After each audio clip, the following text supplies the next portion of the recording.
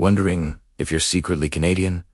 Let's find out. Here are a few signs that you might just belong to the Great White North. If you've ever been in a hardware store, like Home Depot, and a complete stranger offers you help, but they don't actually work there. Yep, you might live in Canada.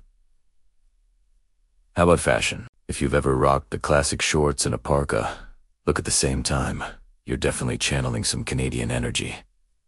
Let's talk about manners. Have you ever had a genuinely long, pleasant phone conversation with someone who dialed the wrong number? That's a classic Canadian move.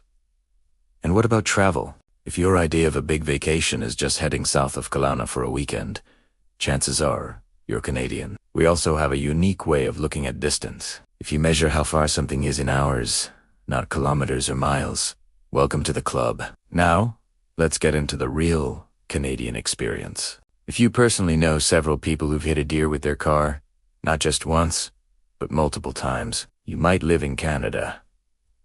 And the weather? If you've switched your thermostat from heat to air conditioning and then back to heat all in the same day, you understand our struggle. Speaking of weather, if you can confidently drive 90 kilometers per hour through 2 feet of snow during a blizzard without even blinking, you're a true Canadian driver.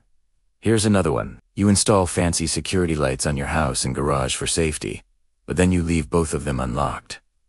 That level of trust? Pure Canada. And being prepared is key. If you always carry jumper cables in your car and your partner knows exactly how to use them, you're living the Canadian way. Halloween is a special challenge here. If you specifically design your kid's costume to fit over a full snowsuit, you've mastered the art of the Canadian Halloween. And our highways are a world of their own. If the speed limit is 80, you're doing 95. And somehow everyone is still flying past you.